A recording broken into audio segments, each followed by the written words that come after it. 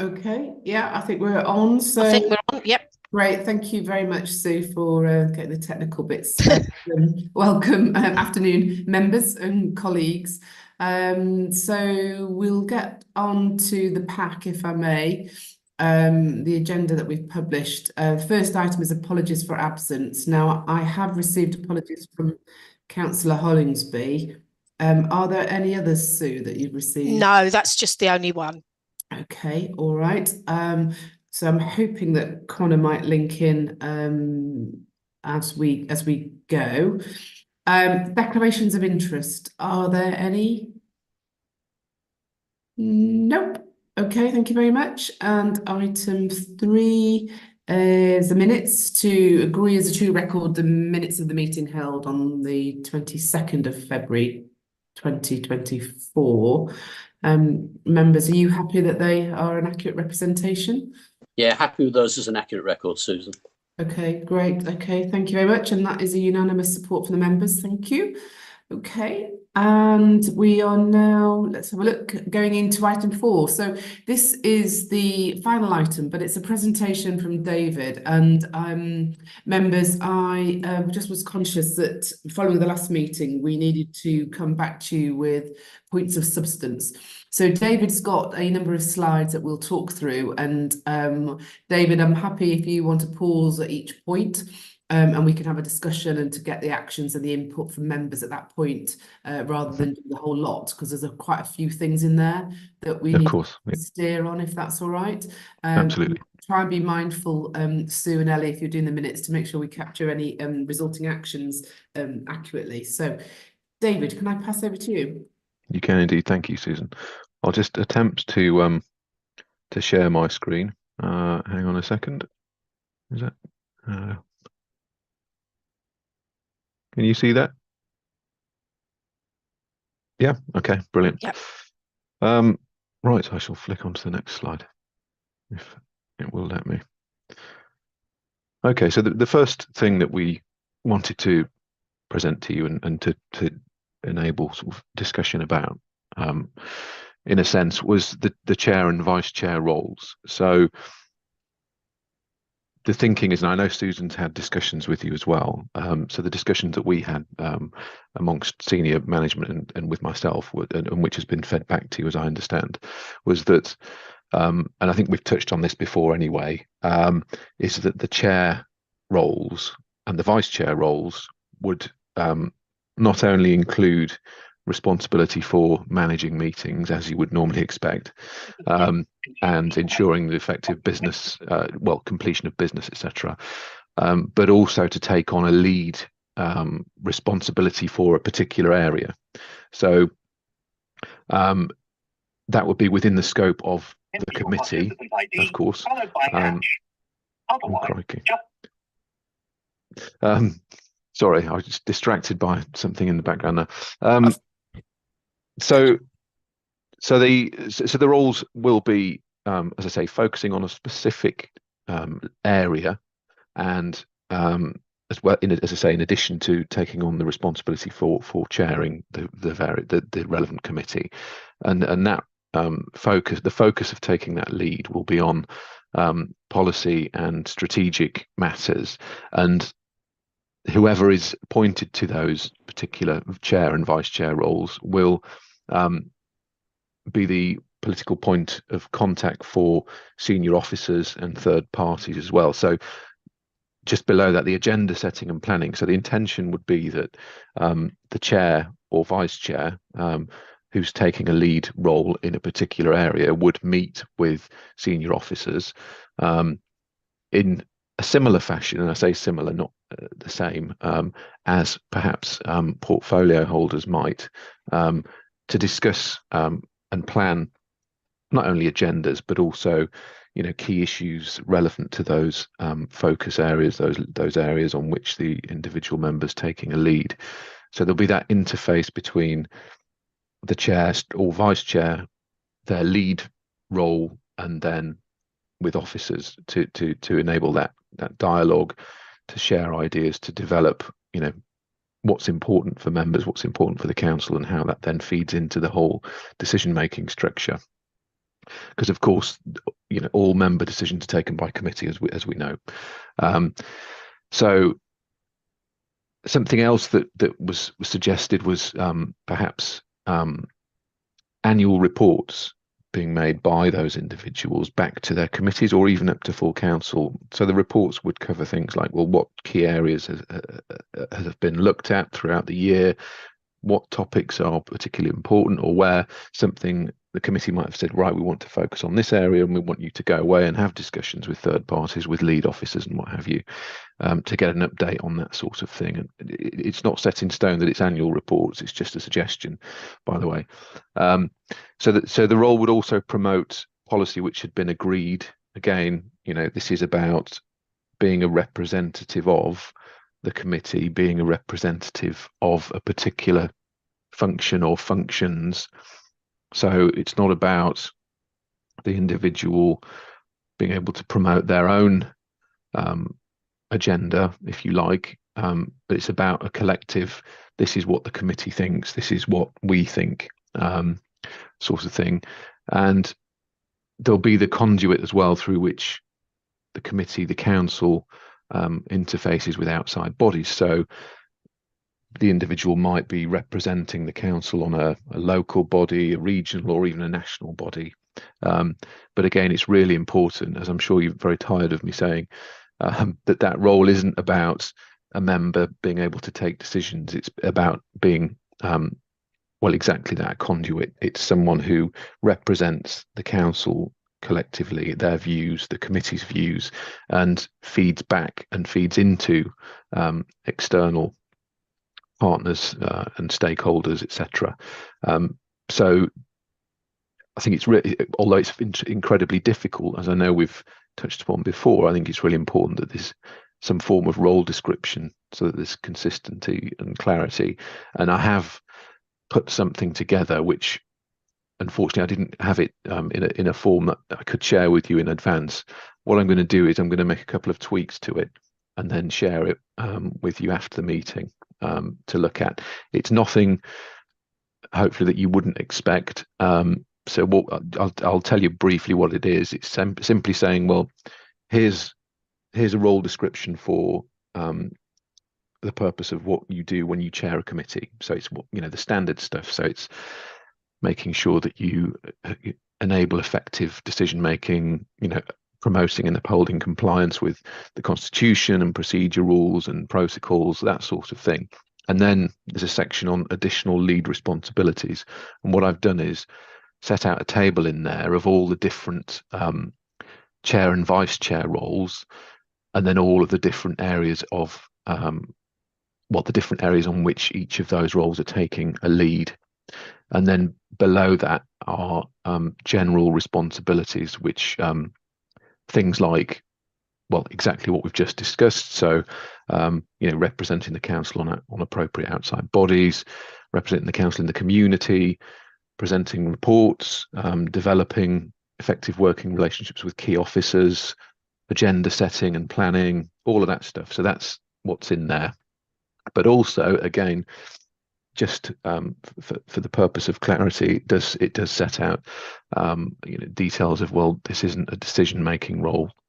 So it's really important that members understand that themselves. I'm sure you do, but also that you're very careful not to give the impression to third parties that you are able to take decisions. So it's making sure that you yourself know, but also others who you are dealing with know. So there's just a few notes around that in there. But as I say, I'll send that on and you can have a look at that.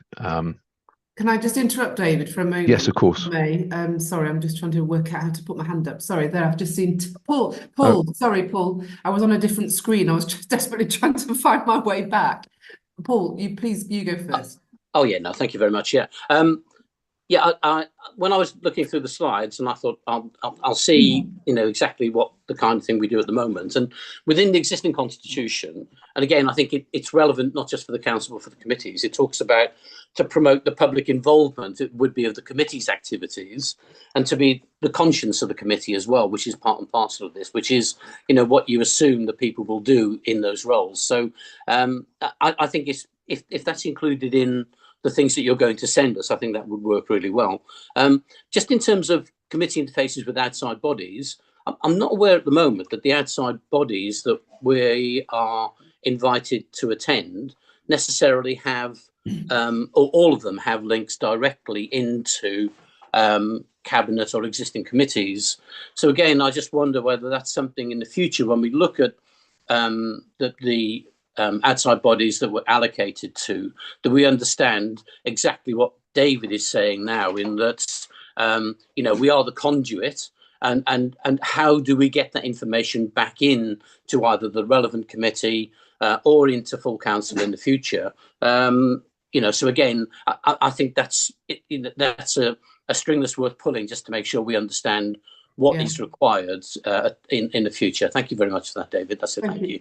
Just on that, Paul, if we've got a conversation to have with you about outside bodies in a few moments, so we'll come back to that. But I think it's a really, really important point about the linkages back to the main committees, and certainly we'll reflect further on that.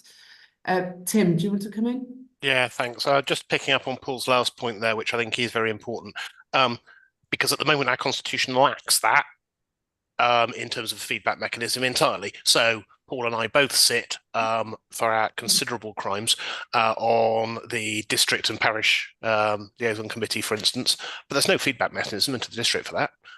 It's just that we know we can feed back if something comes up that we can, but there's no formal reporting. We don't submit a report to anyone. We don't, there is no, it doesn't report to cabinet. It doesn't, there isn't a feedback mechanism. It would be good to have some variety or mechanism which said, even if the report each time reads, there was nothing that we need to discuss now, it would actually be useful to know that that was the case. Yeah. Because there are, if you've been appointed as a council rep to a committee for a reason, then we should at least acknowledge the fact that those meetings have happened and that something has occurred. The one thing I'd pick up on there is where it says annual reports. I don't think that's often enough. I actually think I sent in my absence my chairman's report to Sandgate Parish Council last night. At the start of every council meeting, there is a chairman's report which details correspondence and stuff that I have been involved in that the committee might not have been, is not otherwise on the agenda at the start of every meeting. We are not alone. That happens at pretty much every Downham Parish Council meeting, is that there's a chair's update. Why aren't we doing that at the start of each meeting? It doesn't have to be very long. It really shouldn't be very long. If it's more than a few paragraphs, then we're doing it wrong. But we've actually got annual cabinet. We've got regular cabinet reports now coming to every council meeting. Well, actually, the report back to each committee of stuff that the chair and the vice chair have done since the last committee meeting in terms of agenda setting and point of contact and being that discussion point and promotion and stuff is exactly what you should be telling that committee about what you've done in the last day. Because if you just leave it to annual, it becomes toothless. There's no point to it 12 months after the event. Whereas if you can see that things are happening or there are issues and things that you can address in running, that's a much more useful exercise. So I'd suggest that those reports should be to each committee, actually. Said brief, but that would work as a better feedback mechanism, to my mind. Could I just clarify what I think I've heard then, Tim, on that, and then just ask David for a view. So, Tim, were you talking about at the start of, for example, the Community and Environment Committee, yep, the chair and vice chair of Community Environment Committee give an update to the members of that committee about what they've been doing as a short item? Yeah, chair's report. It could be chair's report, chair and vice chair's report, whatever. But yes, that. Right. Can I just check then, David? Is this bullet point where you're saying annual report is that more, well, one, to whom? Is that to council? And is that a formal bit of an written annual report to council, a bit like we do for OSC at the moment, where OSC does an annual report? Could you just elaborate about what that annual report is? Well, to whom? Because do you see what I mean? I just wonder if we're talking across purposes, Tim. Yeah, I think well, first of all, Councillor Prater, I agree. I think it's important that there's a mechanism, and also Councillor Thomas, that there's a mechanism whereby there's a flow of information back to the committees, of course, absolutely, because it's the committee who makes the decisions on these things ultimately. So yeah, when I was saying annual reports, I wasn't necessarily meaning that there'd only be an annual report, about all of the things that's been going on, rather than there being sort of incremental things as well. But I should have added in another bullet point, so I apologise. But yes, absolutely. The annual report thing was more about the headline stuff and taking it perhaps to full council on an annual basis, or even, taking it initially to the committee to say, well, this is a summary of what we've done this year, what our focuses have been, and where we've got to on certain things where, we've decided that this is a key issue for us in our area. So yeah, they are, or they would be, separate things. So hopefully that helps. I'm hearing two things then. One is that the chair and vice chair at the start of their committee meetings are perfectly entitled to give an update at the start of every meeting about anything that they want to advise that committee about. It should be an agendaed item, follows the minutes. Yeah, and I think that talks to your item, Tim, and then absolutely the point that you and Councillor Councillor Thomas raised, which is about that feedback loop, which is the more formal reporting to the broader council membership, which is an annual report, but also your secondary but very, very important point that we mustn't forget, which is any link to outside bodies also goes back to a committee for that reporting and that feedback loop. So we must make sure that we capture that, David, Amandeep, others on the line, on the call, please, colleagues, as we refine the job spec. And then finally, Paul, I will come to you in a moment, and if there was a hand up and down, but my point that I was going to raise as well is this is all fairly not going to say fairly standard stuff, but other councils that have been operating a committee system for some time have chair and vice chair roles included in their constitution, and I've certainly shared some of those with David over the last couple of months. So we're not being out of, I just wanted to give you some reassurance, members, that we're not being out of the wide norm, so to speak, by having something that describes the chair and vice chair role in our new constitution. Paul, did you want to come back in on anything? No, just supporting what Tim was saying, really, about making sure those things are agendaed items, and they don't dominate the meeting either. It needs to be succinct and made clear what the chair and the vice chair are doing in terms of being the forward-facing or the public-facing part of the committee. That was all. Thank you. Yeah, and that promoting public involvement, and I will review with colleagues to make sure we capture that. Just before you pick it up again, David, I know you're going to talk about lead themes. Can I just check who we've got on the telephone number ending 39587? Susan, that's me, Amandeep. I'm sorry, but for some reason I can see you all and I can see the presentation, but I cannot hear you. So I've dialed in to hear you. Oh, right. So we've got you entered twice, Amandeep. That's always just have you twice and not that's all. Because on my computer I can see the presentation and I can see all of you perfectly. I cannot hear you, and I'm hearing you via my phone. Okay. All right. Thanks for clarifying, just so that we know who's joined us. Right, David, if we have addressed all the immediate questions on slide 1, do you want to move on a bit? Yeah, of course. There we go. So I've set out in the next few slides just hopefully a high-level outline of the various chair positions, vice chair positions, and what the proposed lead area will be for each of those. So it's very much as it looks. So strategy and resources, the chair will lead on strategy, but the chair will also be the chair of personnel committee, and the intention is that the chair of the S&R committee and the personnel committee should be the leader. That's pretty standard across other councils, and it makes sense as well, particularly from a personnel committee perspective. The vice chair of the strategy and resources committee will lead on the finance side of things. So the development, helping, feeding into senior management development of budgets, etc., and getting that in a form that can then go through the committees and up to full council for, on an annual basis. But as we all know, the budget setting and financial management is a year-round thing. So it's a really important issue, important area of focus. Then we've got the personnel subcommittee of strategy and resources. As I've said, the chair will also be the chair of strategy and resources, and that would normally be the leader. And there will be a vice chair as well of the personnel committee. Then we've got the shareholder committee, which is a subcommittee of strategy and resources. The chair of that will lead on council corporate bodies, and there'll be a vice chair of that too.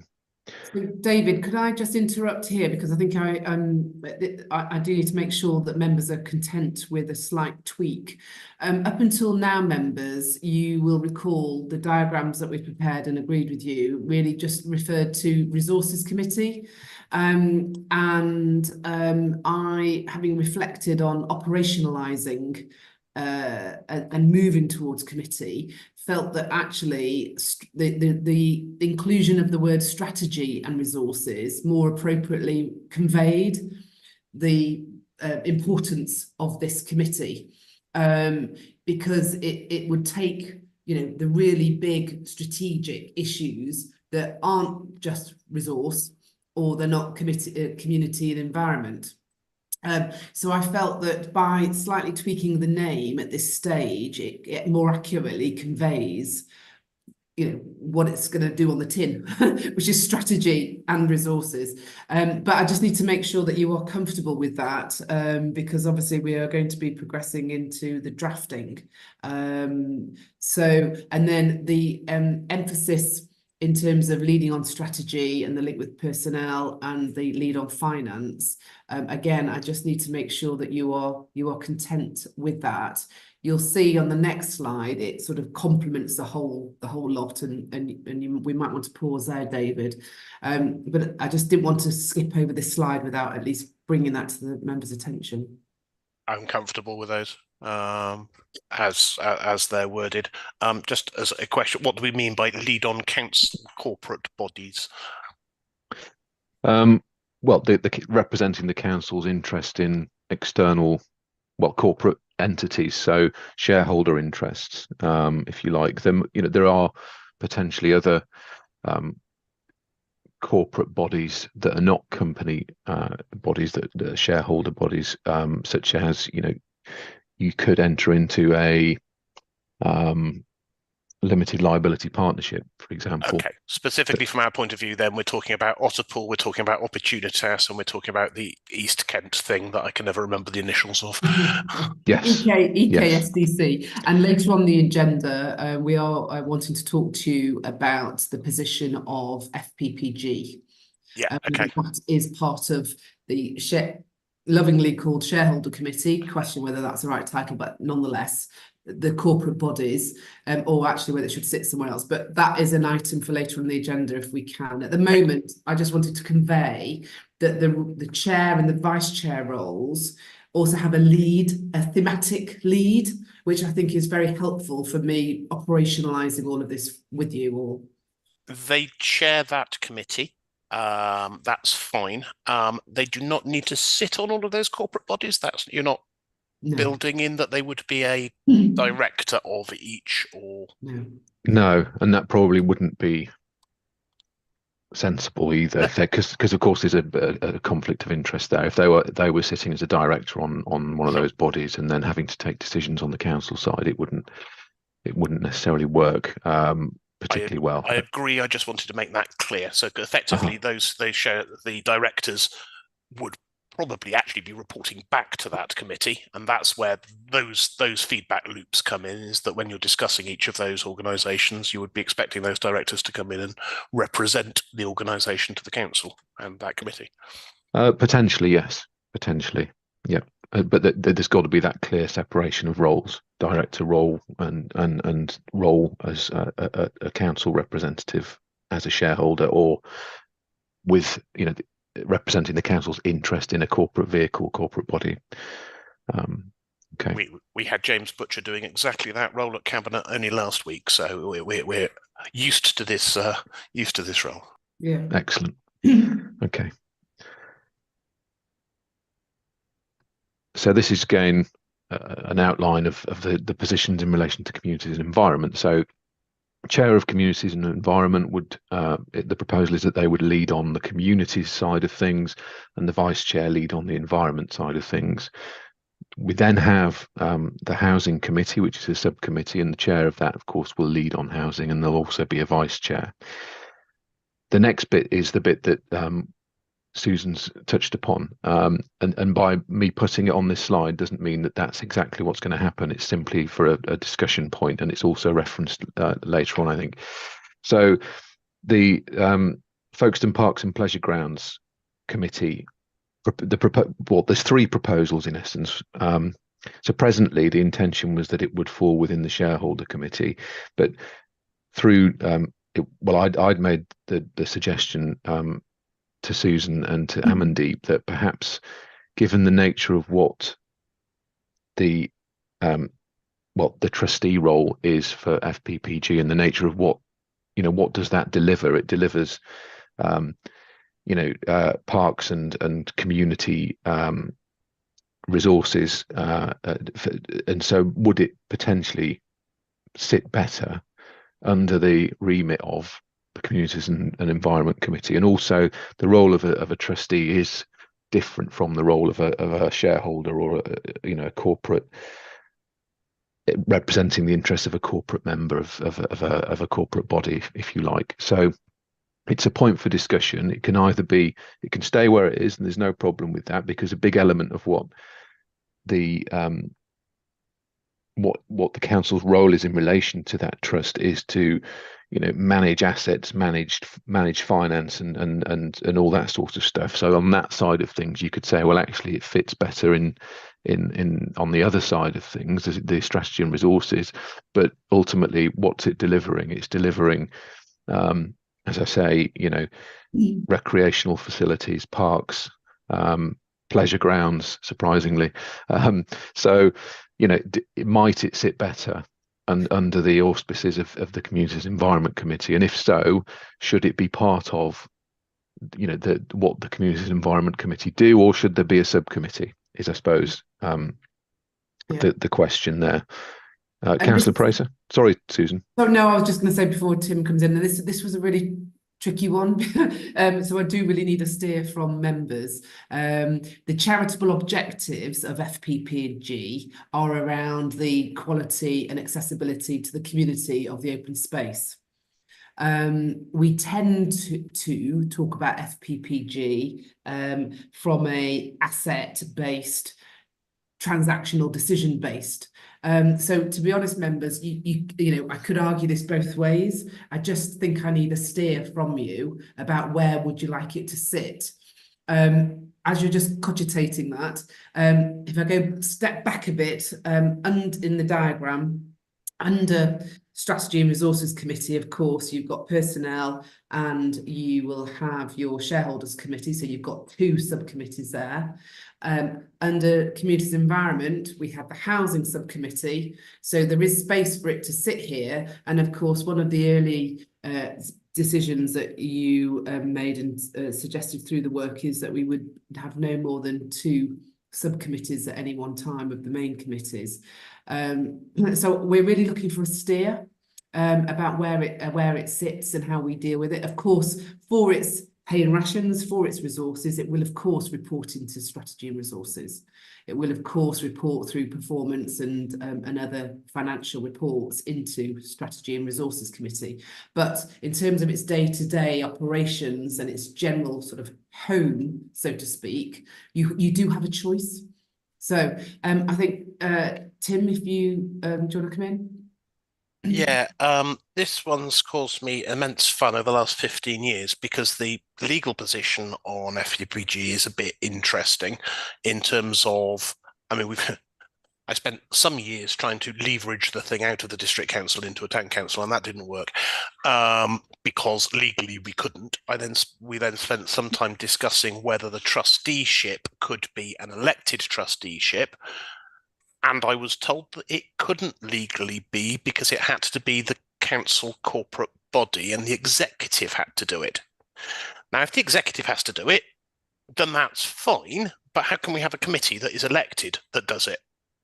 So I've got a legal question here, not a constitutional one, is how we get round the issue, or I mean, maybe it is an easier issue and I have had it explained in the past as a more difficult issue than it needed to be, and therefore we can get round it this time. But can we elect trustees to a committee on an annual basis and call them the FPPG trustees? Or are they not the trustees? Are they a committee which advise the trustees? What's the sit of that legally in terms of a charity and our requirements under charity law? Okay. Well, I should first say I'm not a charity law expert. But the trustee, as you say, Councillor Prater, is the council. So the council is a legal entity, a legal person, if you like, in its own right. But as with any function of the council itself can't take those decisions because it's just a legal entity. It's a legal person. It needs people to take decisions on its behalf. So that's where members come in. That's where officers come in. So they represent or act on behalf of or act as agent of, if you like, to use a legal phrase, agent of the corporate body, the council body. So in the sense of the role of the council in relation to the FPPG trust and the FPPG charity. So it is the council as a legal person that is the trustee. So that is then taken as a function of the council, which can then be delegated down in accordance with the Local Government Act 72 and Local Government Act 2000 and the regulations under that, to be dealt with by committees, officers, if it's an executive function, by individual members, etc. But simply because a function has been delegated in terms of that trustee role doesn't mean that the person or the committee to whom it's delegated or the officer to whom it's delegated is then the trustee. The trustee remains the council, but the committee or the individual member in an executive system or the individual officer is acting on behalf of the trustee. So you're acting as the agent. So the committee wouldn't be the trustee, it's the council, but the council is saying, we're delegating to you, committee, our functions of acting as trustee, and you members on that committee are going to need to take the decisions on behalf of the council as trustee. So it wouldn't be a case of any individual members or anyone else other than the council being the trustee in law. Hopefully that makes sense. Yeah, it's just different to the current position, whereby, as far as I can see it, the cabinet are defined as the trustees of the FPPNG, and what you've just defined is a situation whereby the decisions are delegated to cabinet, but the councillors are actually the trustees of the council. Well, is FPPG, and it's just it is different from an existing position and different from the way it has been described to me in the past. I'm quite relaxed that if the Constitution is defining that it's a delegation to that committee, as long as that's acceptable, that works for me. But as I was told in the past that we couldn't redefine the delegation of a committee from the cabinet to somewhere else, I'm surprised but delighted.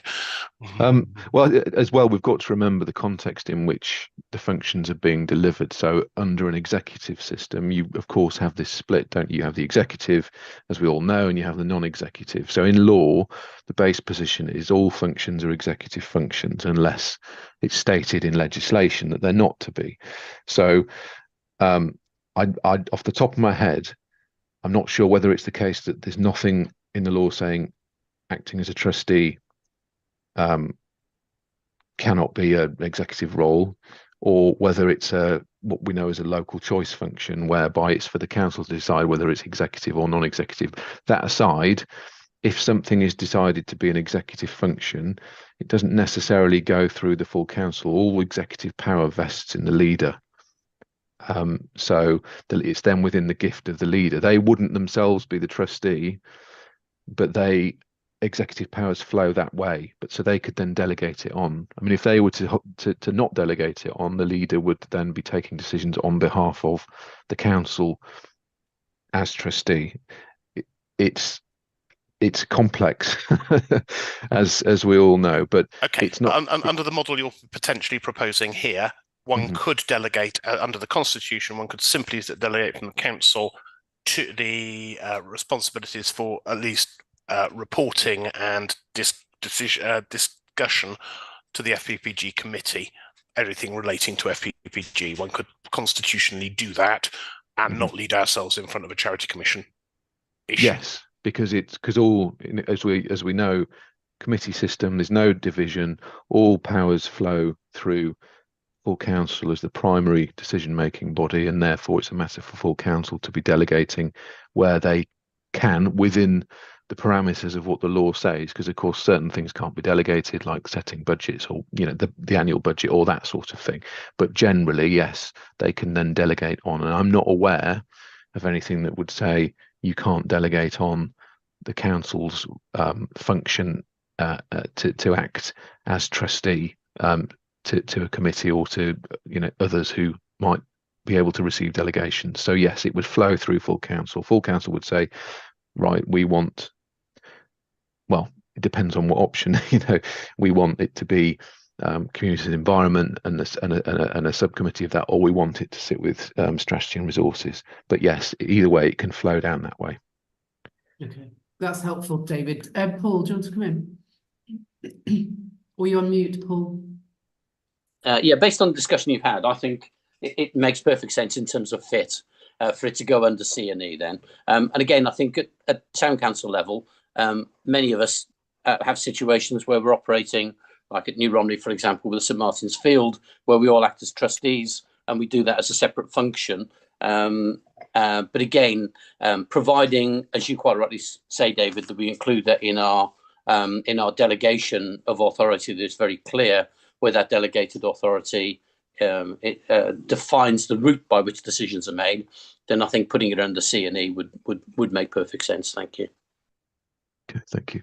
Are there any opposing views, or are members happy with that? And we will.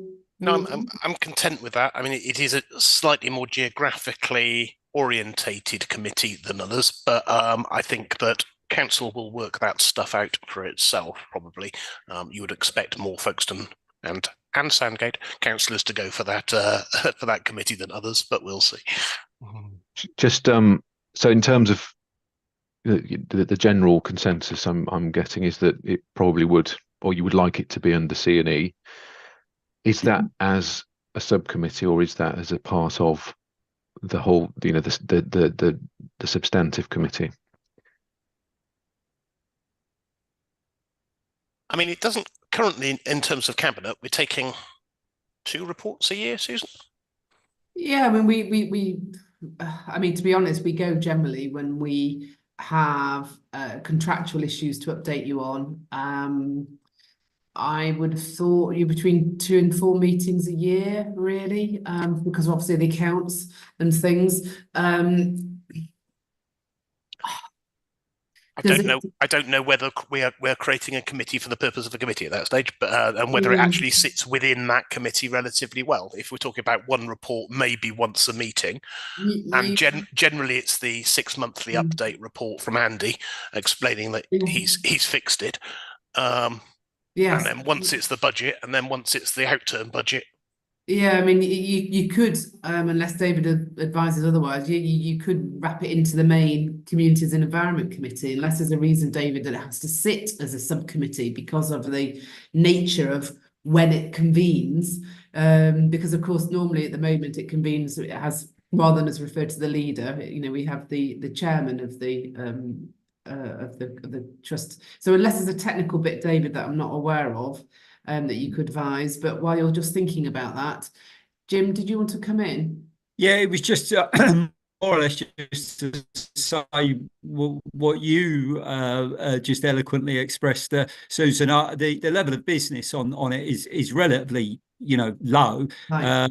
So I don't think that it would demand its own committee. And I think it will be well within the scope of just carrying it in the main committee as a sort of piece of quarterly business.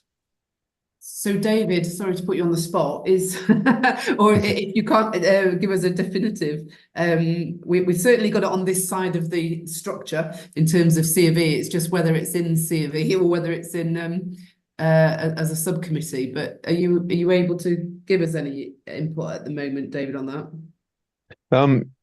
Yeah, well, I'll caveat it. So, subject to looking at it in a little more detail, I think it's fine to be dealt with as part of the terms of reference for the C&E committee itself, and not to have a subcommittee. I suppose the question I would ask, I mean, that's a very relevant point, isn't it?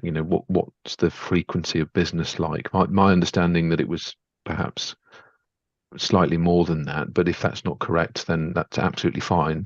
But also, I suppose you've got to look at or think about the importance of that function as well, and whether because of that might lend itself, and the nature of the role of acting as trustee. Again, I'm saying that in the sense of the council acting as trustee, not the members of the committee, because they're acting on behalf of the council as trustee.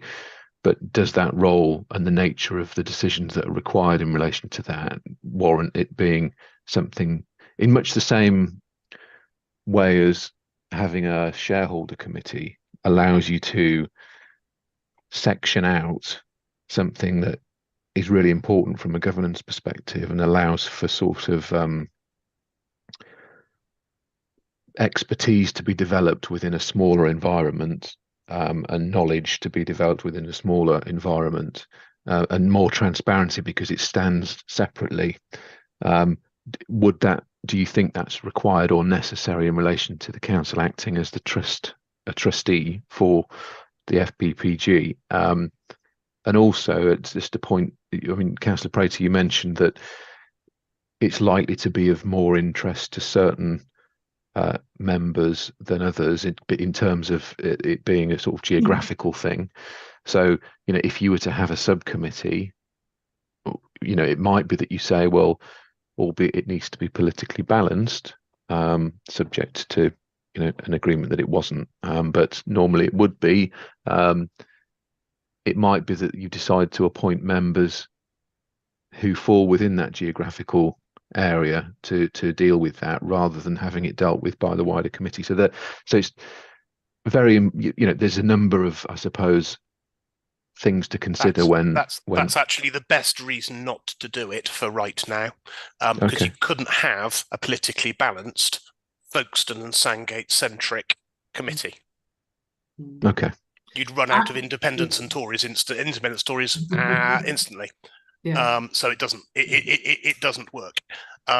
So I'd suggest that the way forward at that point is therefore that we absorb we take it within Community Environment Committee. And although I accept that putting something set as a separate heading can give it additional, make it feel that you're treating it differently and separately, but actually we've moved it up a level effectively. It's not a subcommittee of a committee, it's a committee function in itself. So I think that shows it's being taken seriously.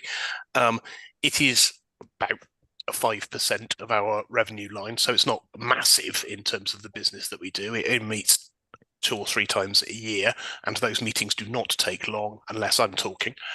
So it's I don't think it will absorb the committee work. And if we're proved wrong over the course of 12 months, then we'll fix it by simply floating it out into its own subcommittee.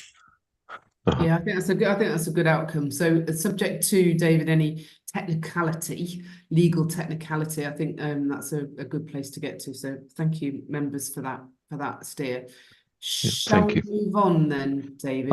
Yeah, of course. I think probably at this point, before you move on, David, I just really wanted to make sure that members were happy with the shape of the lead roles. And when I've reflected on this, I thought, well, that feels about right for me because you've got a lead on strategy and you've got a lead on finance, you've got a lead on our other interests such as Otterpool, EKSDC, etc., etc. You've got a lead on communities, a lead on environment, a lead on housing.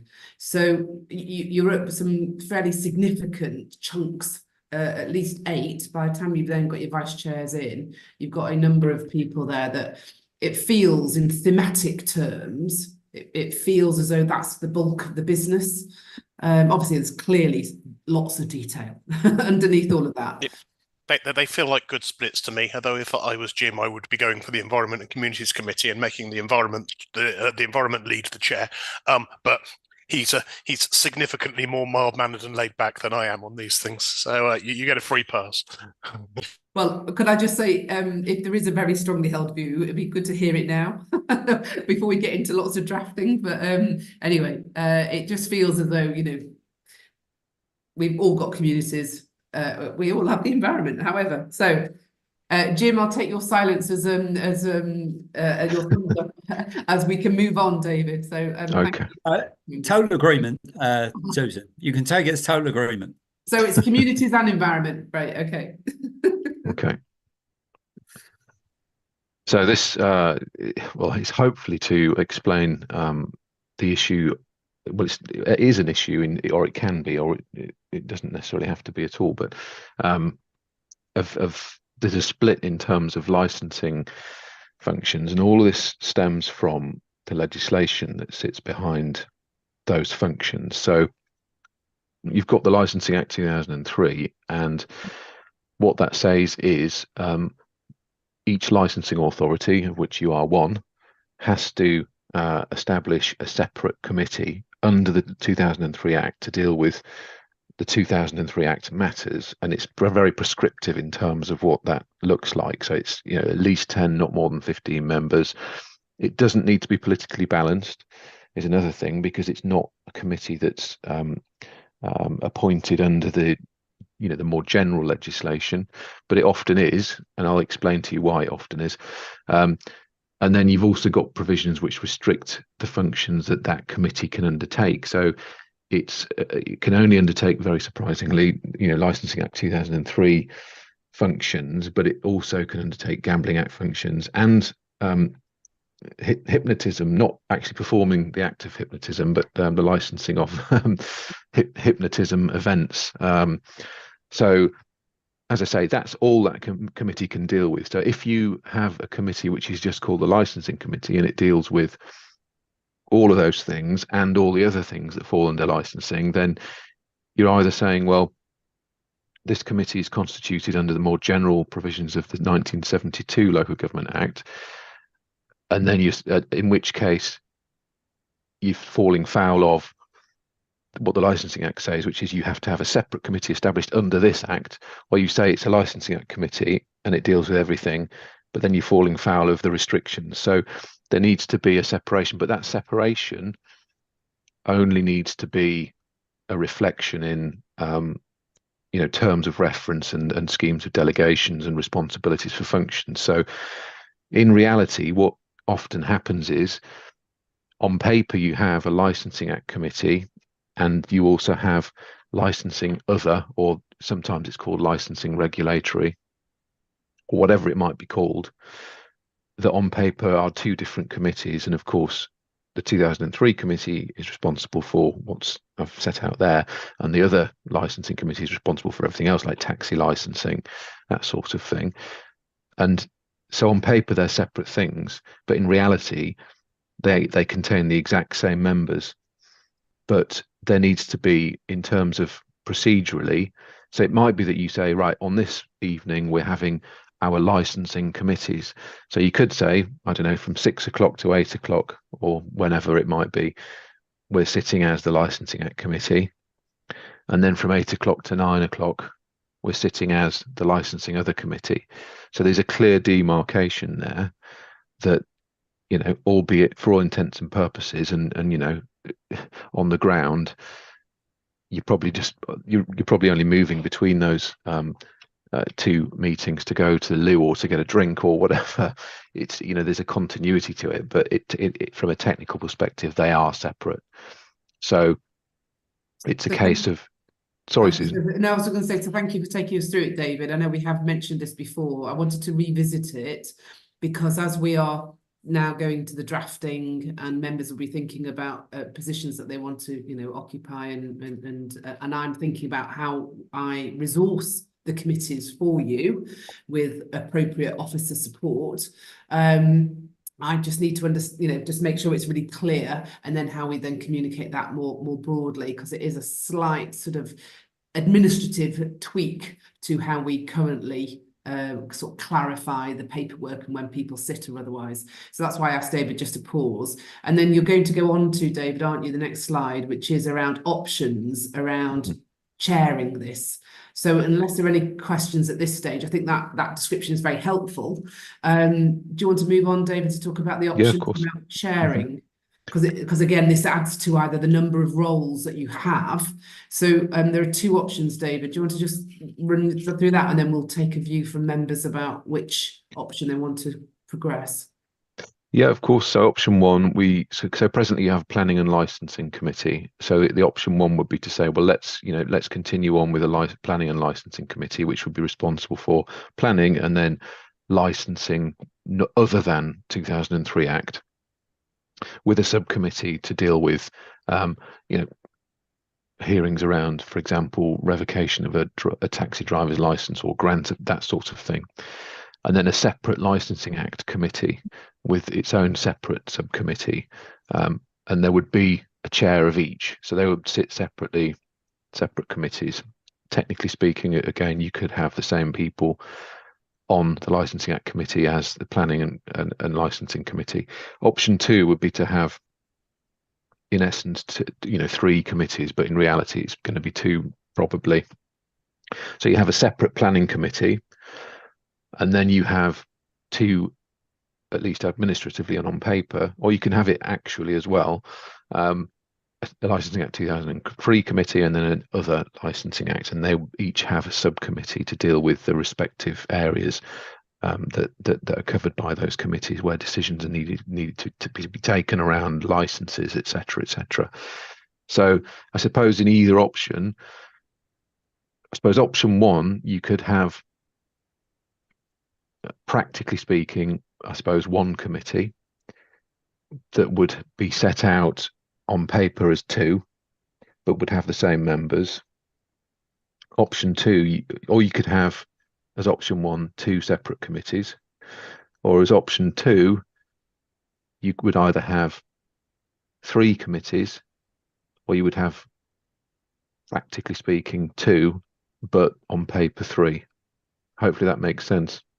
So if I try and summarise in my language, we were having a debate, a discussion as preparation for this meeting, members, about whether you have a chair of planning, and then you have a chair of licensing matters, or actually whether you, which is more the option two. So you have a member that is leading on and chairing the licensing work, of course, of which there's a subcommittee to deal with the specifics, or whether you want to keep, as we have at the moment, which is more option one, which is, of course, we have one member that is chair of planning and licensing, of which then it's the licensing subcommittee. So it was really around the numbers of thematic leads and the number of chairs that you wanted to have. And that's why we felt we had to come and try and get a steer from you. So I think, Tim, do you want to come in?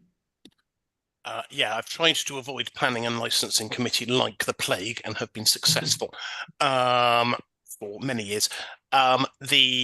But having spoken to people who have been on it and discussed with them the structures of it, they are actually, it is one area where people are very comfortable with the way it currently works, and that a common structure actually works well. The current chair thinks that it works well as it is at the moment. I do understand that there's, it's the ending one meeting and then starting another meeting in 2 minutes' time with exactly the same membership, but with a different funny hat on. That's life. But I'm firmly in the option one camp, and that the planning and licensing committee has the same membership of the Licensing Act 2003 committee, and we just kill having electing two slightly different committees, because there'll be a lot of crossover. We create ourselves different training needs across different committees. We create ourselves different communication groups across those committees. We just make life more difficult. If those two committees have are the same membership, then there's a planning and licensing chair, there's a Licensing Act 2003 chair, fine. So different people will probably chair those, but actually they can probably be the same person if they wanted to be. I'll allow David to decide if that's legal or not. But I think we try and by doing it that way, we have to mean that it's politically balanced. That's life. So, politically balanced, in order to meet your previous conversation on some of them have to be balanced and some of them don't. Well, that's fine. We'll have to do it that way then. We always have. It just strikes me. Otherwise, I keep thinking back to our organogram of how the council worked. This suddenly just becomes a mass of blobs overlapping each other in the bottom right-hand corner of the page, which nobody quite understands. And I'm in favour of less ink. Okay, that's helpful. Paul? Yeah, I support Tim. Option one, if it's not fixed, if it's not broke, you don't need to fix it, sorry. And it works very well at the moment. And again, I think we do have it set up in a way that there's a good alignment with the officer support structure for that as well. So again, I think option one is the right way to go. Okay, great. Thank you very much. Jim? Sorry, just to add to that, I served on planning for 4 years last term, and took my fair share of licensing committees as a member and as the chair. And it worked brilliantly well, I have to say. So even with a kind of different political complexion, all the members are adults. They know this has to work. It has to happen, and I think it was. There was a terrific amount of cooperation and kind of get the job done sort of attitude. So I think I agree with both Paul and Tim. If it's not broken, don't fix it. The simpler, the better. Great, that's great. Good to have constant and common views. That's really helpful in terms of us servicing it. So that's helpful. We'll plan on option one. David, do you want to go on to the final slide, which is around the positions of chairs and lead roles, isn't it? Which is the Can I just ask the question about how constitutionally the phrasing of the two committees being effectively the same membership of one? Can we make sure, is that going to be constitutionally phrased in, just to save ourselves doing gymnastics on the night of telling people that there are two committee places, but you're being nominated to both rather than one? Yeah, certainly. Cool. Thank you. Okay, thank you. Just a sec. Right, yeah, the final one on the chair positions, or the lead roles, if you like. So audit and governance committee, as is, pretty much exactly the same. So there'll be a chair who surprisingly leads on audit and governance, and a vice chair, and then you would have a standard sub which would deal with member code of conduct hearings. So very much the same as you have currently. Okay, so just before you go into the outside bodies, which is the next theme, that hopefully then members gives you a bit more of a flavour about lead roles and how it's shaping up, and how many chairs or vice chairs roles.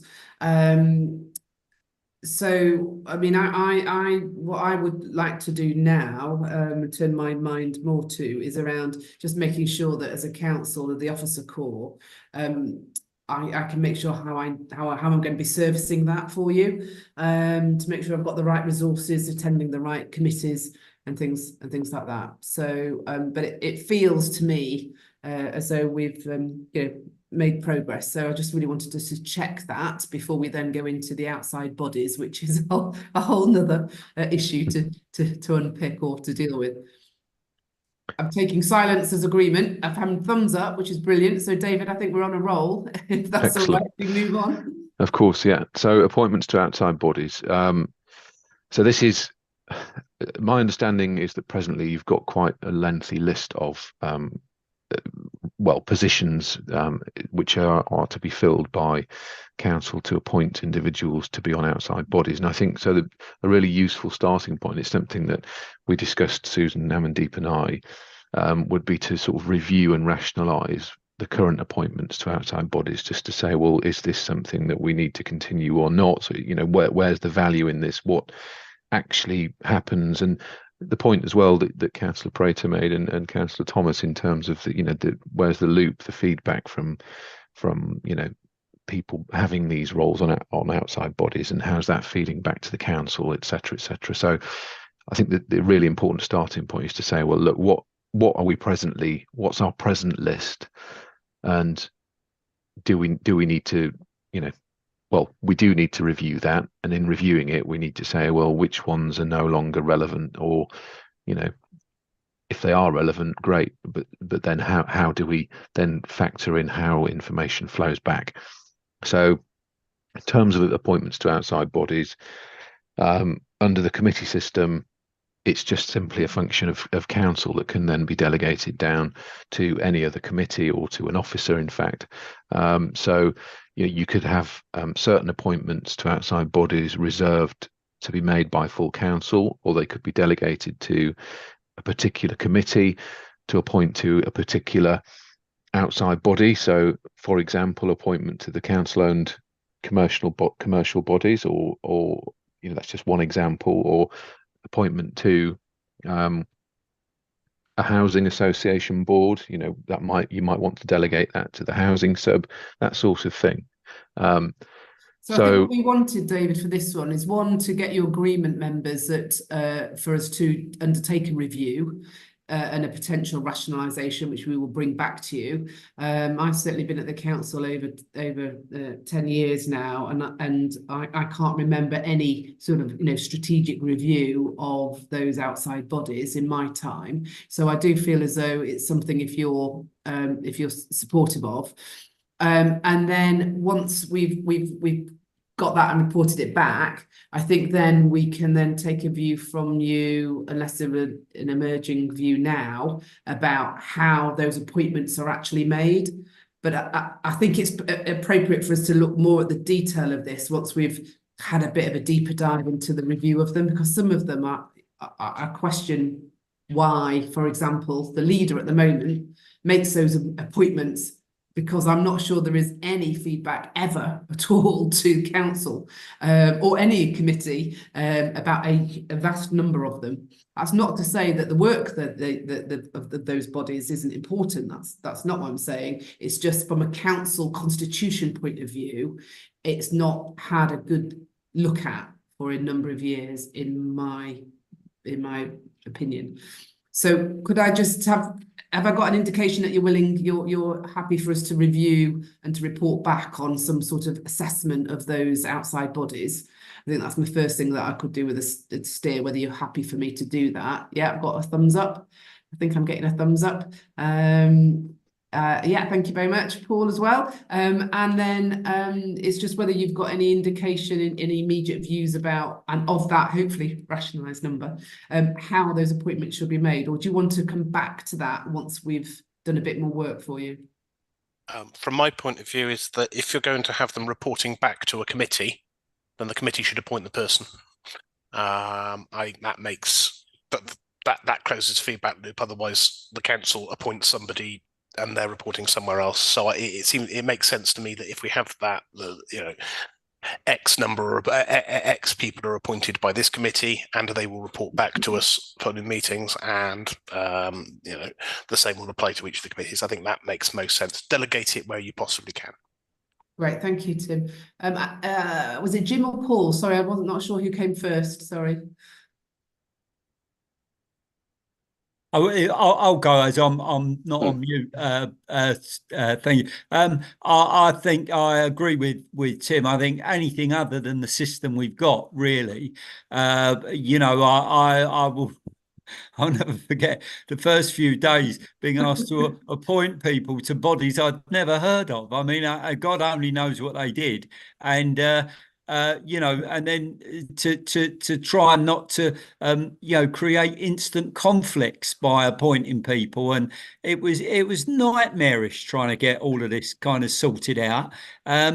And you know, I don't know whether I did a good job or not, because nobody's told me anything. You know, it's you know, I assume people go to these meetings. I don't know. So yeah, and it really does need a good look at, a good rationalisation. And I think Tim's right. If we've now got a committee rather than a leader, then let's appoint by the committee. Great, thank you, Jim. And Paul? Oh, you're on mute, Paul. Yeah, I agree that whoever gets the feedback should appoint. But again, just picking up on Jim's point and supporting that, there needs to be a terms of reference for each of these positions as well, so that people know what their roles are. Again, on some of these outside bodies, and I'd use New Leaf as an example of that, we also have officer representation on the outside body as well. So again, I think it's very important that we understand, you know, how many of those will, going forward, will have officer representation, and therefore, you know, that sort of formal link back into the council function against those which are just there, maybe on an information gathering rather than advisory capacity. So for me, I think it's separating those two out. But terms of reference are absolutely critical for that, because, as Jim said, you know, it's a question of, yeah, you can go on it, but what do you do? That's really helpful. Thank you. David, I think that's given me certainly something for us to apply our minds to before we report back. Is there anything else you wanted to say on this, or are you going to move on now? No, I'd propose to move on if that's okay. I'm just thinking that it is 2:10, David, so just want to manage time as well. Yeah, okay. Well, we've covered the FPPG element anyway, so I won't, of course, go over that again. And then just to say, I put together a very, not necessarily loose, but indicative timetable, because I know we wanted to know and have a look at, you know, what the revised timetable might look like. So I've set out here in the next, in the next slide, sort of a rough timetable. So I know one of the key things would be new constitution for review, which I've said, you know, I know there's discussion last time. Certainly Councillor Prater had mentioned July, so I've put July, August there for bringing the new constitution for review with yourselves, and then flowing on from that, it's all about predominantly training and briefings, and also some feedback on the draft constitution. So by November, hopefully recommend the draft constitution to the Audit and Governance Committee, and then hopefully the Audit and Governance Committee will then recommend the draft constitution to full council, and that I've suggested might be adopted in January next year, which gives, I think, adequate time to lead into the actual change, to then again, it's all about training really, and then a review looking back at, you know, how things have gone and etc. And then ultimately coming into effect in May. So I'm mindful of time, but if there's anyone wants to sort of comment on that, sort of, again, it is an outline timetable, but I thought it was important that we got something down and something, you know, so we can work towards that. But if members would like to hopefully say yes, that looks reasonable. So happy to obviously discuss. Are there any comments from the outline timeline? I think you've got, if you flick back a slide, David. Of course, yeah, hang on. If you don't mind. We've got an all-member briefing that we could get scheduled. We've then got further meetings of this group that will get planned. I'm assuming that we've got some in the diary, but if not, Sue, Ellie, I wonder if we can get that forward look in. And then, thank you. And then further sessions on briefings and also staff training. So does that feel about right for members, or is there anything that you would like us to sort of dial up a bit? Paul? Yeah, thank you, Susan. I think just in terms of point 3 there, new constitution for review in July, August. That met the discussion we'd had previously about bringing that forward to a point where we've got something meaningful that we can take through to all members in a more timely fashion. And again, I think there's adequate time there for management team briefings, the staff sessions and everything else before we start looking at mock meetings and how we're going to factor all of those things into what is going to be quite a time-consuming perspective from the officers as well. So I think it meets all of those objectives. Actually, Susan, thank you. Great, thank you for your support, Paul. Are there any other comments on that? No. Well, Susan, just really to re-emphasise my point, I think we need some physical output from this meeting to circulate to all of the other members, because this is the thing that they're constantly questioning. They want more information on. So I would very much appreciate refresh of the diagrams, some words, and I've mentioned many times getting some functions into the principles that we're talking about, because that will promote conversations, promote discussion, and really get so much more buy-in, I think, from everybody else.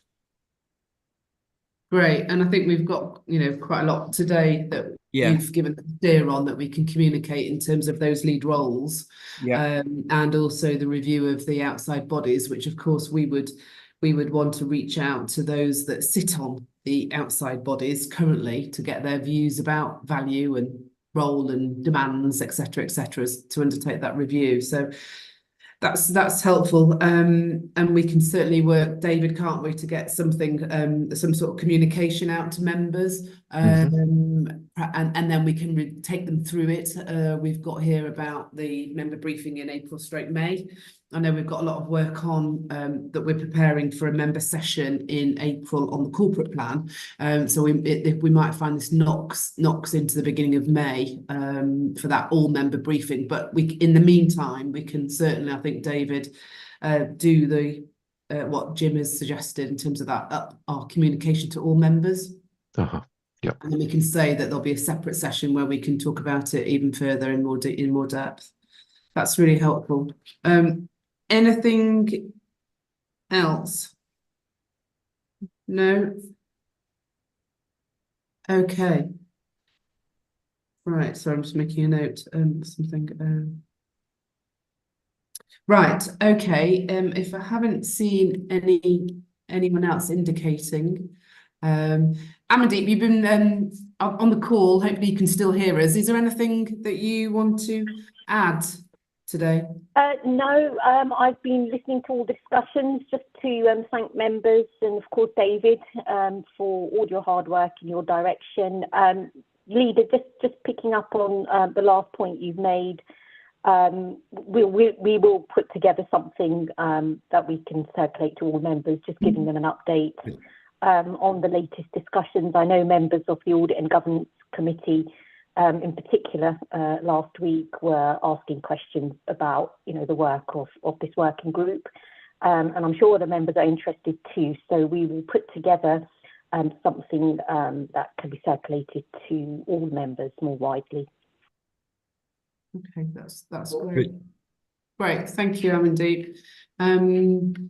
And yes, perhaps separately, Amandeep, we can just reflect on what goes to A&G and when, and whether a dedicated briefing for A&G members on the governance changes is helpful prior to them being lumped with receiving a beautifully crafted constitution.